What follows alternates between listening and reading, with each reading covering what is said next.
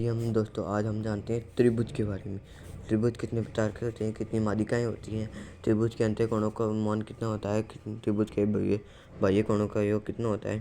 तो चलो शुरू करते हैं। आज त्रिभुज तीन भुजाओं से घिरी हुई बंद आकृति को त्रिभुज कहते हैं। त्रिभुज एक तीन भुजाओं वाला बहुभुज है। त्रिभुज में तीन कोण, तीन भुजाएं व तीन शीर्ष बिंदु होती हैं। त्रिभुज के तीनों अंतःकोणों का योग कितना? अंतःकोणों का योग 180 डिग्री होता है। किसी भी बहुभुज के बाह्य कोणों का योग कितने? बाह्य कोणों का योग 360 डिग्री होता है। त्रिभुज के बाह्य कोणों का मान उसके सामने वाले दोनों कोण अंतराभिमुख जो अंदर होते हैं, अंतराभिमुख के कोणों के योग के बराबर होता है।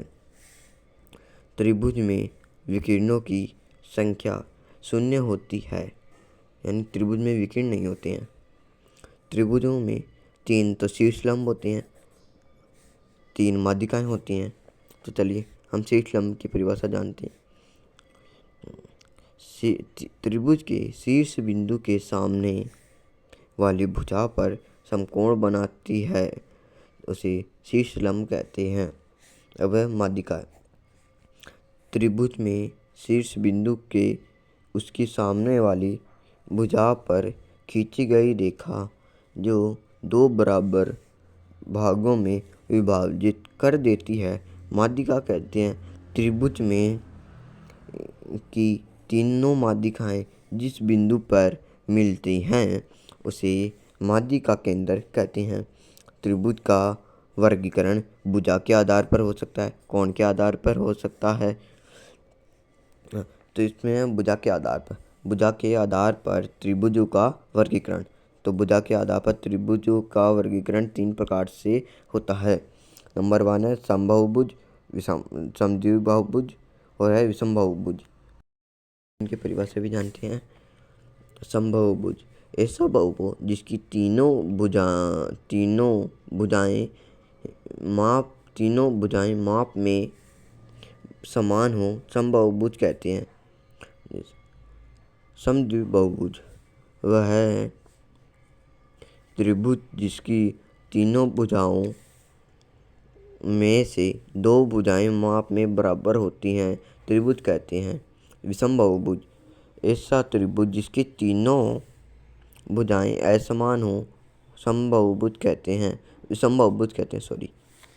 तो हम चलो पहले बहुभुज का चित्र बना के देखते हैं। समबाहुभुज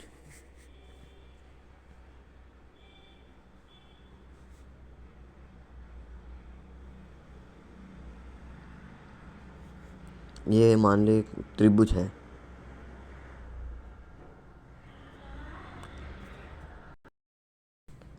इसकी बजाय ये भी 5 सेमी है, ये भी 5 सेमी है, ये भी 5 सेमी है, तो इसकी तीनों भुजाएं बराबर हैं।